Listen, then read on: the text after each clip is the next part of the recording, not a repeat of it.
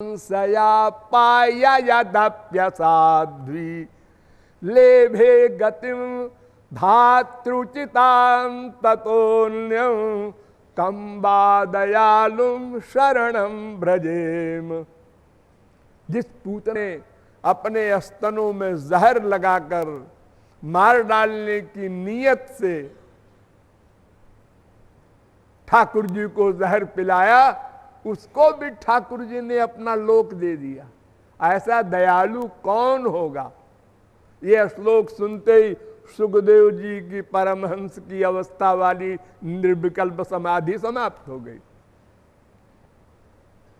ये श्रोतव्य का परिणाम देखो। सुखदेव शरी के परमहंस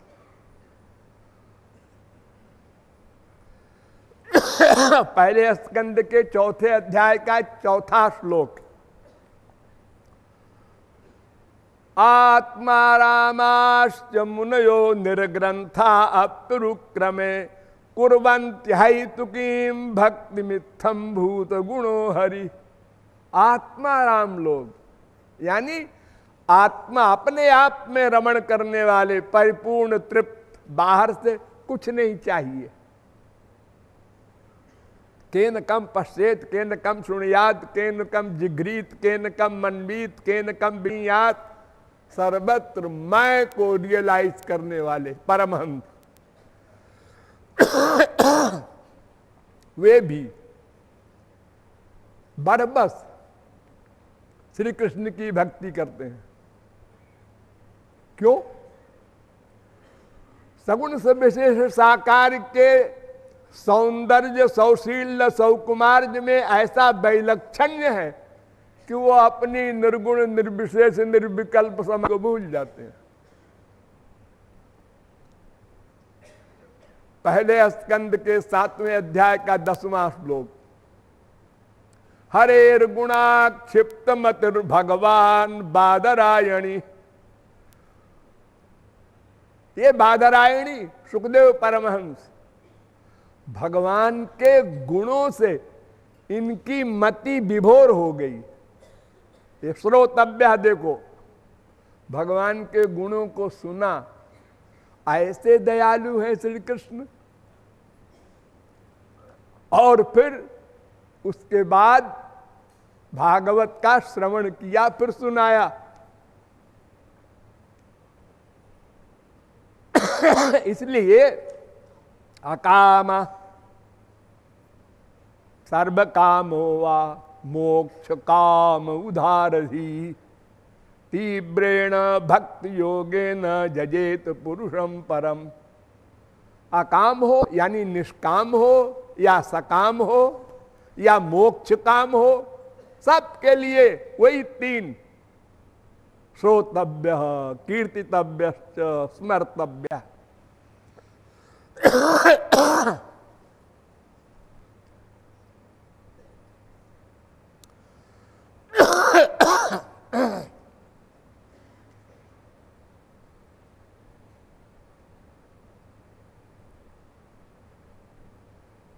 यहां तक कि जो मुक्त हो गए, देखो शंकराचार्य सगुण सविशेष साकार ब्रह्म को माया विशिष्ट ब्रह्म मानते थे। और जितनी वेद की ऋचाएं सगुण सविशेष साकार की प्रतिपादिका थी, उनके लिए कह दिया ये व्यावहारिक है, ये पारमार्थिक नहीं, इनकी इंपॉर्टेंस नहीं। उन्होंने कहा नृसिंहतापनीय उपनिषद के भाष्य में, मुक्ता अपि लीलया विग्रहं कृत्वा तम भजन्ते। मुक्त हो जाने के बाद भी, मुक्त किसे कहते हैं? जिसको ब्रह्म ज्ञान हो गया, ऐसा ज्ञानी, और मर गया और भगवान में मिल गया, फिर वहां से लौट कर आ करके श्री कृष्ण भक्ति करता है। हाँ, मुक्त भी, हाँ, ये शंकराचार्य कह रहे हैं।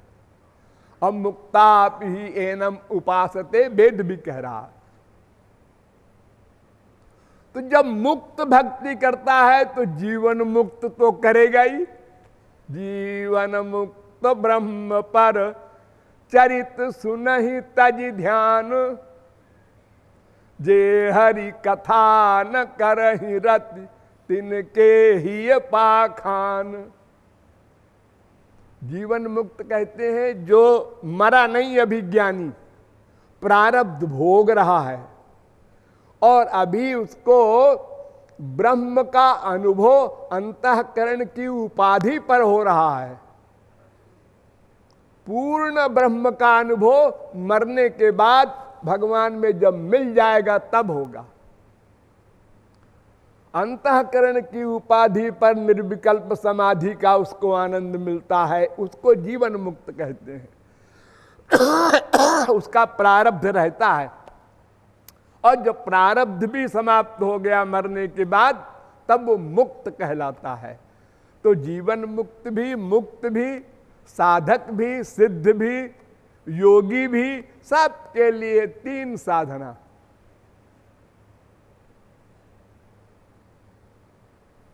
आगे फिर कहते हैं,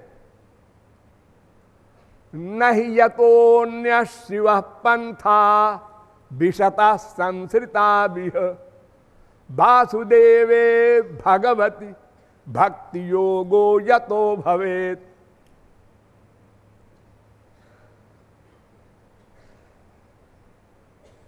दूसरे अध्याय के दूसरे स्कंद के दूसरे अध्याय का 33वां श्लोक। सुखदेव परमहंस कह रहे हैं कोई मार्ग शास्त्र वेद में नहीं है इन तीन मार्गों के अलावा जो हम बता रहे हैं। और मैं ही नहीं बता रहा हूं, भगवान ब्रह्म कार्स्तेन त्रिरन्वीक्ष मनीषया तदध्यवस्यत् कूटस्थो रतिरात्मन यतो भवेत। ब्रह्मा ने 3 बार समस्त वेदों को मथा और मथ कर यह निर्णय बताया संसार में सब मनुष्यों को, बस श्रोतव्य कीर्तितव्यश्च स्मर्तव्य, ये 3 प्रकार की भक्ति करना ही एकमात्र कल्याण का मार्ग है। फिर सुखदेव ने कहा परीक्षित से, तस्मात् सर्वात्मना राजन हरि सर्वत्र सर्वदा। ध्यान दो, तस्मात् सर्वात्मना राजन हरि सर्वत्र सर्वदा, श्रोतव्य कीर्तितव्यश्च स्मर्तव्य। फिर 3 बताया, भगवान नृणाम सर्वत्र सर्वदा। 2 शब्द पर ध्यान दो। भगवान का स्मरण आप लोग भी करते हैं, कीर्तन आप लोग भी करते हैं, श्रवण आप लोग करते हैं। ये 2 शर्त और लगा दी, सर्वत्र सर्वदा। ये नहीं करते हम लोग। यहां पर सत्संग कर रहे हैं तो पालन कर रहे हैं इन तीनों का, या 2 का या 1 का, और जब बाहर गए फिर भूल गए। फिर संसार का स्मरण, संसार का कीर्तन, संसार का श्रवण। अरे 2 ही श्रवण है, 2 ही कीर्तन है, 2 ही स्मरण है, या भगवान का करो या संसार का करो। तो सुखदेव परमहंस कहते हैं सर्वत्र सर्वदा करना होगा, तब काम बनेगा। आधा घंटा भक्ति कर लो, 1 घंटा भक्ति कर लो, कमा लो, और 23 घंटे खूब लुटाओ उस कमाई को, तो क्या मिलेगा परिणाम में? तुम्हारा एक मन है, उसको शुद्ध करना है।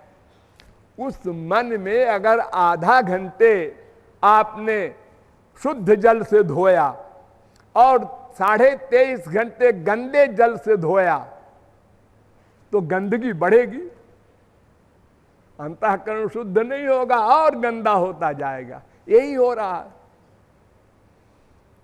हम लोग थोड़ी बहुत साधना जो अपने घरों में करते भी हैं, तो बाकी टाइम में संसार का श्रवण, अनेक निरर्थक बातें जिसका हमसे कोई संबंध नहीं, उसका श्रवण करते हैं। लोग आके सुनाते हैं और हम बड़े शौक से सुनते हैं।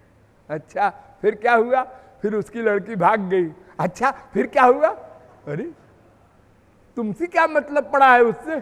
जी अच्छा लगता है। इतना अंतःकरण गंदा है कि हम उसको और गंदा करने पर तुले हुए हैं।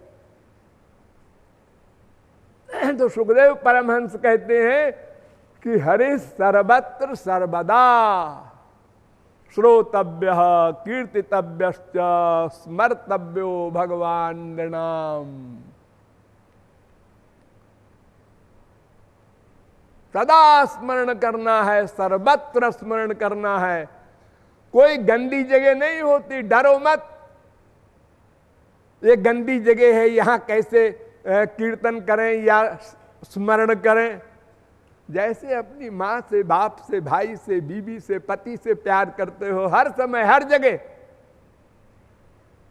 वहां कोई नहा धो के आसन लगा के नहीं करते। ऐसे ही भगवान से प्यार करना है सब जगह सर्वदा। तो इस प्रकार ये 3 साधना है मनुष्यों के लिए, और इतनी सरल है कि कोई परिश्रम नहीं। न देश नियमस्तस्मिन् न काल नियमस्तथा नोच्छिष्टादौ निषेधोस्ति। न ये नियम है यहां बैठ के करो, न ये नियम है इस समय करो। सर्वत्र देश खत्म, सर्वदा काल समाप्त। देखिए अशुद्ध वस्तु को शुद्ध वस्तु शुद्ध कर देती है, अशुद्ध वस्तु शुद्ध वस्तु को अशुद्ध नहीं कर सकती। ये फिलॉसफी समझ लो। गंगा जी में हजारों गंदे नाले बह के जाते हैं, वो गंगा जी बन जाते हैं। गंगा जी गंदा नाला नहीं बन जाती, वो अपनी पर्सनैलिटी में रहती है। रवि पावक सुरसर की नाई। इसलिए डरना नहीं कि हम अशुद्ध हैं तो भगवान का नाम कैसे गाएं, कीर्तन करें या स्मरण करें। अरे उनके स्मरण से ही तो शुद्ध होगा अशुद्ध, वही तो दवा है। तो इस प्रकार ये 3 मार्ग जो सुखदेव जी ने बताए परीक्षित को, वही एकमात्र करणीय है। इसी को परधर्म कहते हैं। शौनकादिक परमहंसों ने पहले स्कंद के पहले अध्याय के 9वें श्लोक में प्रश्न किया, पुंसामेकांततः श्रेयस तन्नः संसितुमर्हति। महाराज श्रेय क्या है ये बताइए। श्रेय ये कलयुग है महाराज। प्रायेणाल्पायुषा सभ्यो कलावस्मिन् युगे नराः मंदा सुमंद मतयो मंद भाग्यायुपद्रुता। पहले स्कंद के पहले अध्याय का 10वां श्लोक। महाराज ये कलयुग है, इसमें सब मंद बुद्धि लोग हैं और छोटी सी उम्र है और घोर कुसंग का साम्राज्य है। तो महाराज ऐसा कुछ सरल साधन बताइए जिससे काम बन जाए। भूरीणि भूरि शास्त्राणि भूरीणि भूरि कर्माणि श्रोतव्यानि विभागशः अतः साधोत्र यत्सारं समुद्धृत्य मनीषया ब्रूहि न श्रद्दधानानां येनात्मा संप्रसीदति। पहले स्कंद के पहले अध्याय का 11वां श्लोक। सूत जी महाराज से पूछ रहे हैं शौनकादिक परमहंस कि महाराज ये कलयुग है, इसमें ऐसे ऐसे मन होंगे, आगे और बिगड़े हुए होंगे, और फिर शास्त्रों का ये हाल है कि मुंडे मुंडे मतिर्भिन्ना श्रुतिर्विभिन्ना स्मृतयो विभिन्ना नैको मुनिर्यस्य वचः प्रमाणम क्षमत विमत ना एक मत पुराण मत एक मत। 6 शास्त्र 6 तरह की बात करते हैं, 4 वेद अलग अलग ढंग की बात करते हैं, पुराण अलग अलग ढंग की बात करते हैं। अब कोई व्यक्ति किसको सही माने? कोई भी व्यक्ति अगर करोड़ों वर्ष की उम्र हो जाए और सब शास्त्र वेद याद भी कर ले तो भी पागल हो सकता है, कुछ डिसीजन नहीं ले सकता। इसीलिए शास्त्र वेद कहते हैं कि प्राप्य वरान निबोधत, वेद कहता है, कठोपनिषद। महापुरुष के पास जाओ, तद विज्ञानार्थम सा गुरुमेवाभिगच्छेत समित पाणि श्रोत्रियम ब्रह्मनिष्ठम। महापुरुष के पास जाओ, तुम नहीं पढ़ के समझ सकते। इतना सारा शास्त्र वेद मत पढ़ो, बस श्रोतव्य कीर्तव्य स्मर्तव्य, बस 3 बात याद रखो।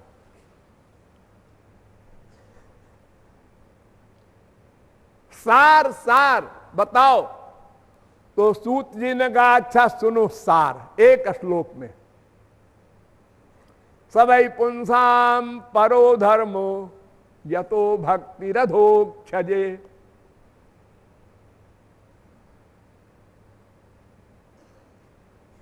अहैतुक्य प्रतिहता ययात्मा संप्रसीदति। बड़ा इंपॉर्टेंट श्लोक है भागवत का, सबका सार बता रहे हैं सूत जी महाराज। शौनकादिक परमहंसों के रिस्पेक्टेड, उनके उच्च सिंहासन पर बिठाकर सूत जी को तब सनकादिक 88,000 महात्माओं ने प्रश्न किया।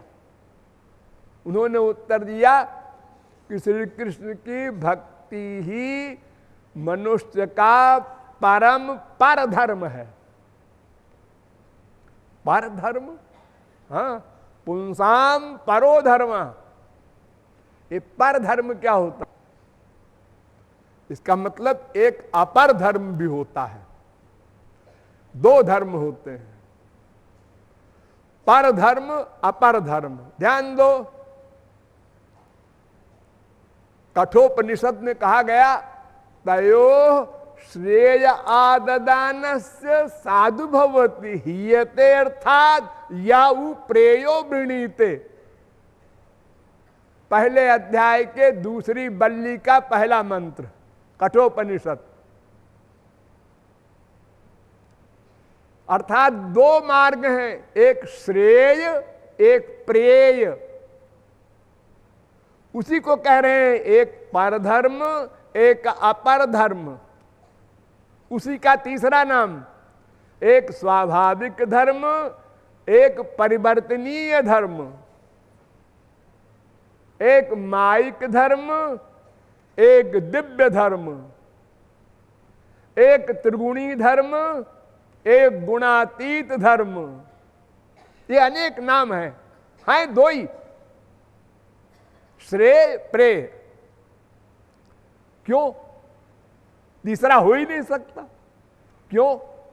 इसलिए कि हम 2 हैं, एक हम अज्ञानियों का शरीर